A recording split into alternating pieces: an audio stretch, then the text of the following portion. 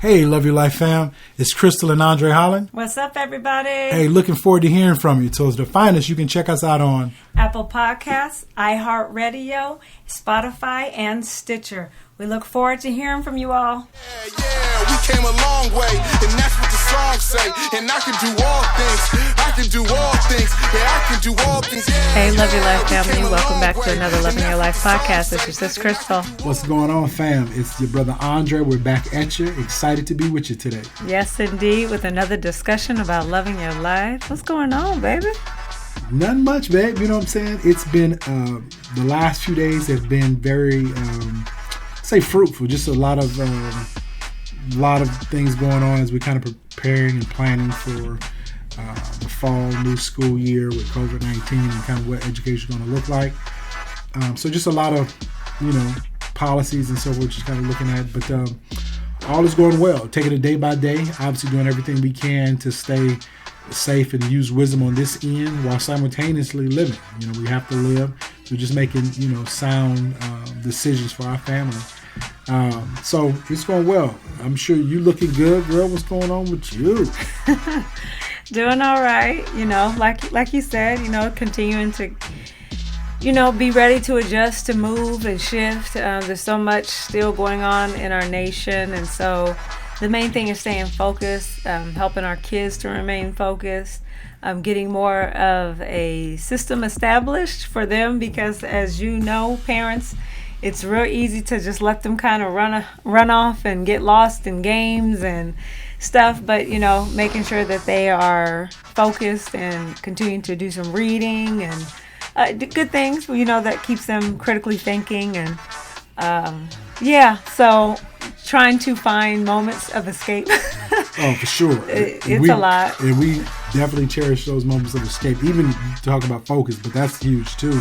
Just making sure that, we stay focused, number one, for our family, because at the end of the day, everyone's going to make their own decisions. But it has been a lot of distractions, a lot of, left and right, and all types of stuff being said. And at times it seems like people are just blindly following people without doing, any type of critical thinking or analyzing. And so, listen, I would encourage all of us, stay safe, make wise decisions, use wisdom, what you do, what you don't do. Because at the end of the day, right is right, wrong is wrong. And the beauty about who we are and where we live, we have the ability to make choices. And we are afforded many freedoms that other countries are not. And I want to stress, my hope and desire is, people don't allow their freedoms to be a source of, their crutch or a source of pain for them.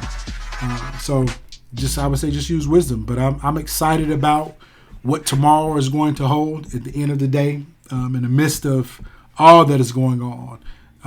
Racial tensions, and obviously this fighting for justice. Definitely thank God for, and as well, COVID-19 as we're battling that front as well.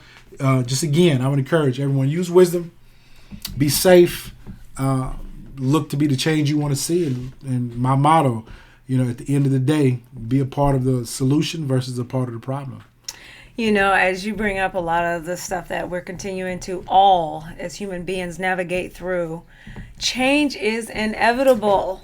We cannot escape it. And the nation, the globe, the world is going through a lot of changes right now.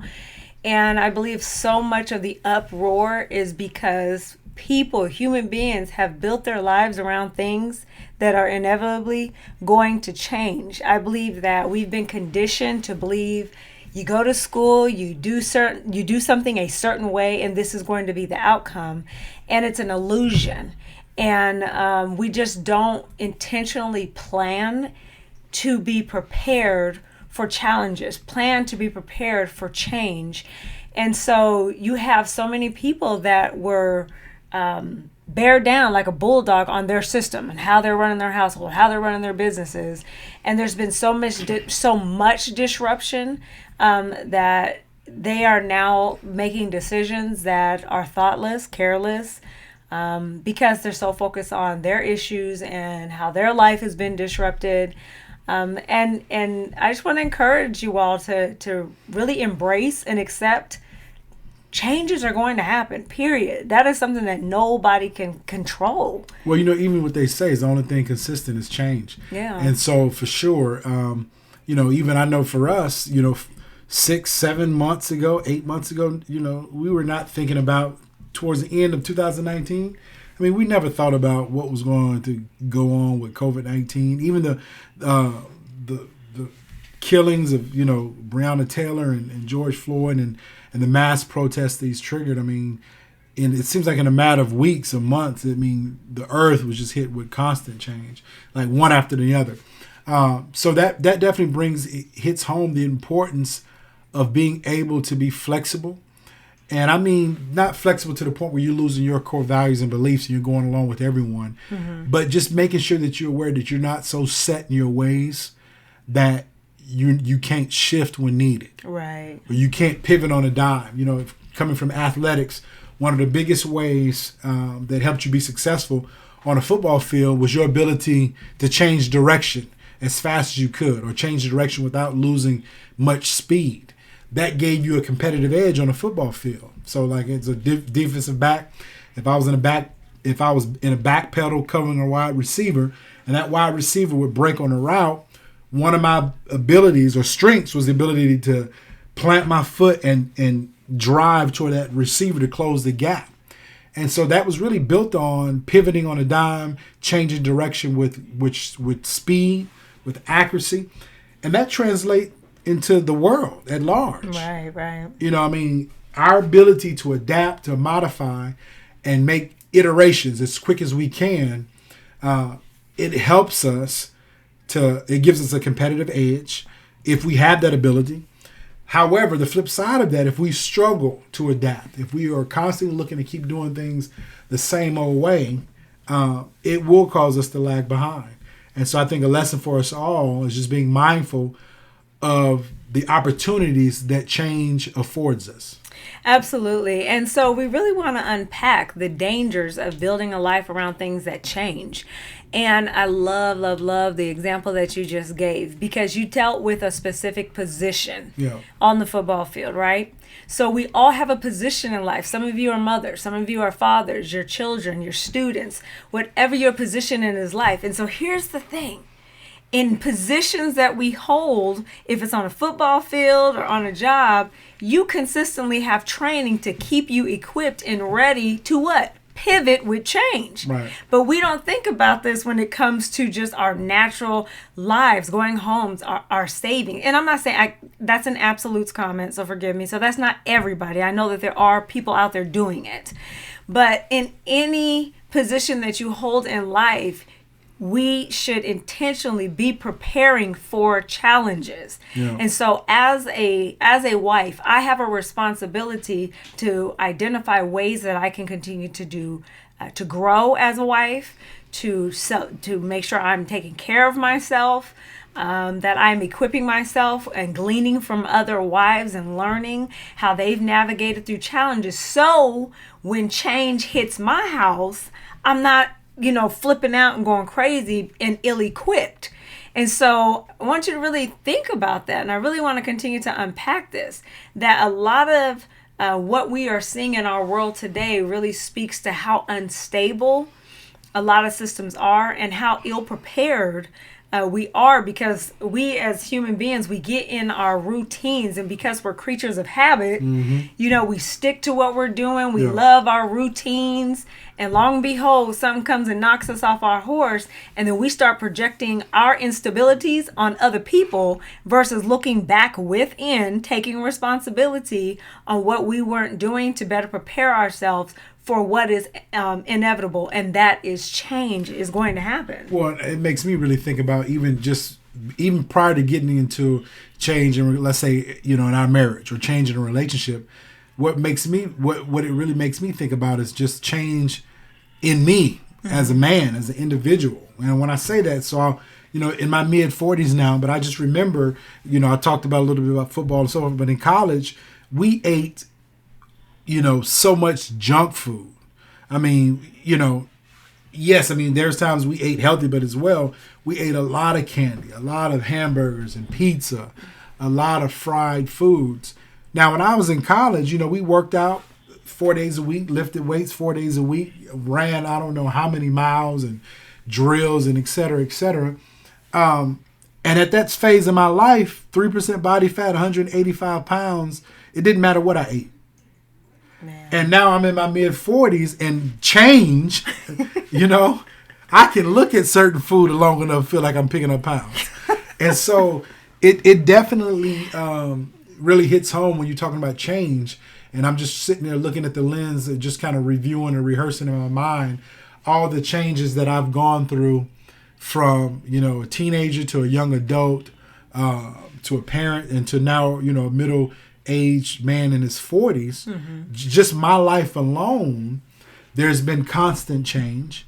And I've had to change or adapt to those changes. I had to adapt to a slow metabolism. I can't eat like I used to eat. Mm-hmm. Truth be told, some of the things that I used to do in the running and the drills and the sprints and all of that, not only did I hate it then, I still hate it now, but I can't even work out like I used to. And that's not a bad thing. It's just, listen, your body, your metabolism slows down. You're not as strong. Yes, I work out to stay in shape. However, I've had to adapt to the changes that have gone on in my body as a result of getting older. Mm-hmm. And so my workout routine is not the same. Right. I'm not trying to lift 225 pounds for 14 reps, so many sets. I'm not trying to lift heavy weight.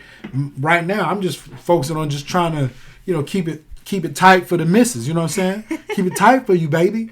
So that's a few curls. You know what I'm saying? Some crunches, some sit-ups, and a little cardio. Okay. And but again, it really makes me think about that. Just in general, my diet has changed. My workout regimen has changed.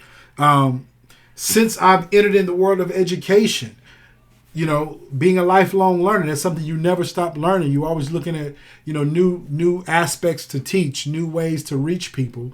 And so my career has evolved. And so when I look at just my life alone, before I get into being a father, before I get into being a parent, just examining my life as a man, it's been a life of constant change. And I do know that's one of the things that's helped me be successful. Not fighting change, but adapting to change, holding on to absolutes, things that, my morals and so forth, but obviously using wisdom and changing with the times and the needs in order to be more effective on whatever I'm doing. Well, I'm glad that you really mentioned health and body image, because that is something that is so huge, especially in our nation. The amount of money that is spent on plastic surgery. And if that's you, whatever you do, that's you. That's your business. That's your prerogative. Do what you want to do. If it's fueled by self-hatred or lack of self-worth, obviously that's some inner work that I encourage you to go and do.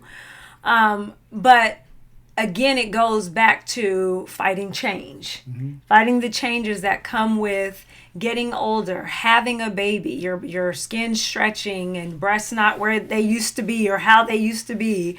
And we fight it so much, and we'll dump thousands of dollars into nipping and tucking versus doing the internal work and truly understanding. Well, but hold on now. I see, but the flip side of that coin, some people would argue, which, to each his own. Some people argue that this is how I'm sticking up. I'm keeping up with the change. Well, that's what I'm saying. Yeah. My whole thing is, if that's you, do your thing. But if it's fueled by self-hatred, oh, I got you. That's what I'm talking about, where you won't even accept yourself or love yourself unless you look a certain way. Do the internal work, because if you think going under a knife is going to resolve the internal lies and things that you've come into agreement with because of your story, if that's the case, right, then that's what I'm saying, that it's being fueled or done from an unhealthy lens. But part of even loving your life, and I think we all owe it to ourselves, regardless of where we're from, how much money we make, where our career is. At the end of the day, because we're all beautifully, wonderfully made, we owe it to ourselves to love our lives enough to be able to change as necessary, as needed. One of the tragedies is to grow old and get older and stay stuck in old routines that keeps you from advancing in different aspects of life. Right. You know, I mean, sometimes old habits have to die for the sake of being a better person, for the sake of experiencing life in a better way. Sometimes old mindsets have to die. You know, there's nothing wrong with your cultural identity or your heritage or where you come from. That's always going to be a part of you, regardless of your ethnicity. But all of us, many times there's old mindsets and old habits that has to die in order for us to be better or to do better. And so I think change, as we mentioned earlier, being a constant force, that's something that regardless if we're prepared for it or not, it's going to happen. If we've planned for it or not, it's going to happen. If we're ready for it or not, it's going to happen. Right. If we like it or not, change is going to occur. So instead of fighting change, why not get to a place where we can, you know, roll with change and be able to embrace change and do the things that we need to do so that we can take advantage of the benefits of change versus being a victim of change. That's huge. You know, man, I love that. The benefits of change. Because here's the thing, I wholeheartedly believe that one of the many reasons why change is such a struggle is because it's not safe. Meaning that if you've gotten into your routine, you have things the way that you want it to be, it's like, whew, okay, I finally arrived. And then all of a sudden, here comes something, just throw you off course, and you're out there on a tightrope trying to figure out, okay, what step do I take next? Do I go backwards? Do I go forward? If I go this way, I don't know what's going to happen. It's dealing with the unknown. And in the unknown, you don't feel safe. And the truth is, safety to some degree is an illusion, because we are full of emotions, and our emotions are like a roller coaster, and feelings are fickle. And so you have to leave room for people and circumstances to disappoint you. And it's not fun. It's not an adjustment that nobody wants to make, but it's a reality. And so many times we set ourselves up, or we lie to ourselves, or come into agreement with a lie that, oh, so-and-so is never going to do this, or this is never going to happen to me. And you have to be careful with these absolutes comments, because when it does happen, we're not prepared to deal with it, to navigate through it, to ask the right questions, because we've been feeding or developing our lives around an illusion. And really, it really comes down to embracing that the change is going to happen. I'm not the same woman my husband married 20 years ago. So when you say dangers of building your life around things that change, give me some examples. Careers. Let's say you have an amazing career, and as we can see right now with our current economy, hundreds, if not thousands of businesses have shut down because of the pandemic, and it is affecting people's livelihoods. There's an increase in suicide right now, just devastating. And I can't speak to every individual's story. I don't have the right to do that. Part of that devastation and the taking of life is you're in a state of hopelessness. And building a life around something that you had no control of the change. Yeah. And so versus, okay, I'm starting this business, and in the building process of your business, prepare for change to happen. Well, you know, I think if I drill down even deeper, I think the big issue is, you know, the method, meaning the dangers of building a life around a specific method. That's good. You know, because you could stay, whatever your business is or whatever you're doing, that could be your objective in season and out of season, in spite of what's going on. But the method in which you accomplish the objective is what I think people really need to be aware of. You know, and just look at even, let's say, churches. Well, many churches, if not most, the vast majority of them are meeting in a virtual format. Right. Whereas, you know, 5, 6, 7 months ago, For many people, it was the norm. Saturday or Sunday, you're in the building packed, for Sunday, church. And so church is still going on, or the word is still being taught, but the method and how it's taught has drastically changed. And so I think I want to share even with our audience, be mindful of the method. Because if you're building your life around a specific method, as life changes, as things change, that method may be no longer adequate to meet your needs of that business or to meet the needs of your family. And so I think a bigger thing, again, is focusing on the method, being prepared to shift methods, try new strategies, different methods that can still bring about what you're working on, but you're just doing it from a different angle or a different way. I love that. I love that. Man, because that can apply to every area of your life. Yeah. I sit and say, so like method, I talked about earlier, playing football and working out. So again, the objective is health conscious. Right. Being health conscious. That was the objective when in my early 20s playing football in college. Why was that important? Because at that stage of my life, the healthier you were, the longer you could run, the more durable you're going to be on the field. But also, you were less injury prone when you were muscular. Okay, so that the objective then was being tip-top shape, health. Well, all throughout my 20s and after college and 30s and even now in my 40s, the objective is still health. Right. But because I'm not doing some of those same things, the objective didn't change, be mindful of my health, but the method in which I exercise changed. And so I stayed true to the objective, health consciousness, but the method has changed. Meaning I work out, I don't work out, I don't lift as heavy, I don't lift weights as frequent because, the method has changed. I'm still health conscious, but it's different now. I'm looking at being healthy to live a long, fruitful life and play with my kids versus trying to run and tackle someone on a football field. So that method piece, I think people really need to be aware of. That's huge. How you do what you do. Yeah. Being prepared to change how you do what you do versus staying stuck. Because I mentioned earlier, because if you stay stuck in an antiquated method, that could cost you money, relationships, time, when time is money. Right. And so some people are so stubborn, stuck in their ways, they won't change, but then they complain about what they don't have. Well, could it be you don't have because you're too stubborn to change methods? That's so good. Man, and so even as you said that, I want to encourage our audience, be prepared for a detour. Detours are ahead of us all as human beings. And if you prepare for the detour, then you can, I would say, adequately prepare for new methods or be open to another method. And part of embracing and accepting, like, hey, detours are ahead of me.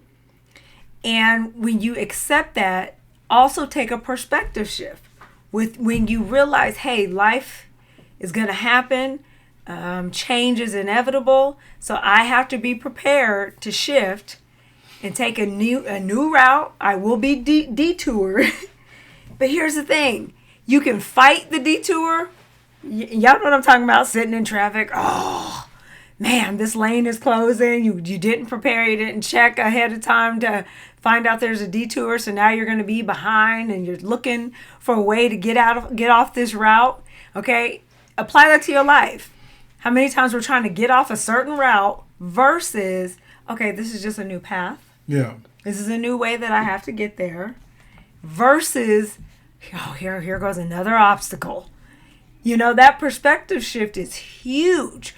And because when you think obstacle all the time, you're now tapping into the mental energy and focus that you need to view it as a new path and be encouraged. Like, okay, I've learned, I got what I needed to get on this path. All right, we're on a new path. Okay, so what is it that I need to obtain? And I know that I say that all nice and fluff, and I get it, man. Believe me, we know starting a new path, it's challenging. It doesn't feel It good. doesn't feel good. It's not easy. At No, times it hurts. absolutely. At times you don't want to do it, but that's again, that's a part of the process of change. Yeah. So what would be a piece of advice if you could give, one or two, but just share a piece of advice or some advice that you would give to someone to prepare for change or to look at new methods. What is a piece of advice that you think you would help them?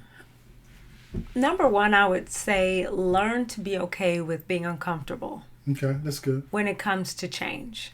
So unpack that a little bit. Kind of what we just said, where you versus seeing it, here comes another obstacle. Being able to embrace, hey, this is where I'm at. This is the season I'm in, it's not comfortable, but I'm okay with being uncomfortable, because when you're uncomfortable, it's positioning you to grow. Yeah. And so that's the second part. Be open to grow. Be open to pay attention to what's going on inside of you. And all of this is work.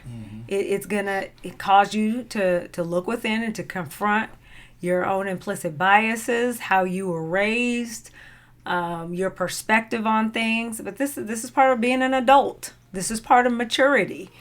And so being able to call it like it is. Thirdly, I would say what's is crucial, you have to identify what's true. Because a lot of times we see other people's lives, we read other people's stories, but we have no clue what it costs them. And so stop comparing yourself to people. It will take you out. It will literally destroy your life, destroy your perspective if you keep comparing yourself to other people's lives. Everybody has their own individual story. And so it's not fair to you to put that weight on you.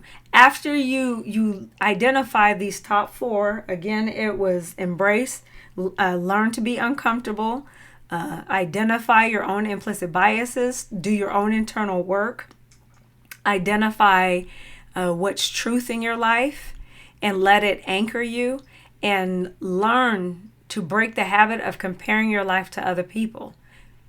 Yeah. That those four are crucial. If you get caught up in those things and you refuse, you run away from them, you're going to have a lot of problems. It's going to affect your mental health, your physical health. All those emotions have to go somewhere. Yeah. And that is one of the reasons why, if we look at America alone, the number one killer is heart disease, which is associated with a lot of high stress, high cortisol levels. And so it's not just you popping off and having a bad moment. If that's your lifestyle, understand that you are inflicting disease upon yourself. And it goes back to self-worth and extending love to yourself, being patient towards yourself, being kind towards yourself, because we're all learning, we're all growing. And so it's a lot. Yeah, I would say, that's good. For me, I would say a piece of advice is just being intentional to talk to different people, a variety of age groups, a variety of experiences, a variety of different walks of life, come from different backgrounds. That's good. And the reason why I say that, because it forces us to be aware of thought patterns that are not like ours, of behaviors that we may not be accustomed to, that can help us with different methods that we may not be aware of. That's so good. Because if I'm solely focused on my network and my experiences and how I've come from and my, what I had to do based upon what I faced, I'm limited just by my experiences alone.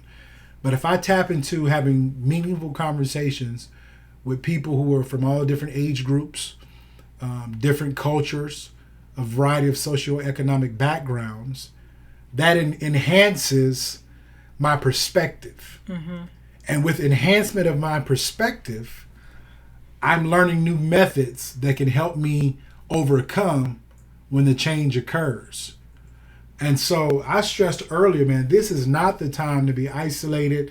and stay in your little house, stay in your little box, and not engage in meaningful dialogue, not engage in uncomfortable conversations. This is truly the time to glean from one another and pick each other's brains so that our perspectives can be enhanced. Because I truly believe and even know from experience, even, particular scripture, there's safety in a multitude of counselors. Well, that doesn't mean you have to do everything that everyone says, but the fact that you have a multitude of counselors that can share with you their experiences and their circumstances, just being able to share that with you, that increases your wisdom and your ability to at least be exposed to different methods that can help you come out on top as a result of change, or God forbid, be a victim of change because you're stuck in your same old methods that are not working in this time frame. So, man, this is pretty deep, but I think this is really, really good, babe. So listen, hey, I want to encourage all of you. We definitely appreciate the time you've taken to join us today.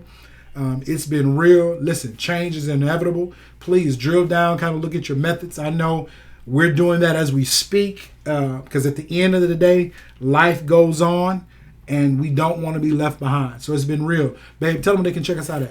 You can check us out on Apple Podcasts, iHeartRadio, Google Podcasts, YouTube, and Stitcher. All right. Peace. God bless. Love you all. Shout to the city that raised me. Shout to the people that made me. I'm from the 80s. I don't think mumbling wavy. I grew up black on a Jay-Z. Maybe I'm crazy. I ain't been wondering lately. Feel like it's there for the taking. Feel like I'm good with the changes. Know who I am. And that's the most dangerous state. Hey, Love Your Life fam. It's Crystal and Andre Holland. What's up, everybody? Hey, looking forward to hearing from you. So to find us, you can check us out on Apple Podcasts, iHeartRadio, Spotify, and Stitcher. We look forward to hearing from you all.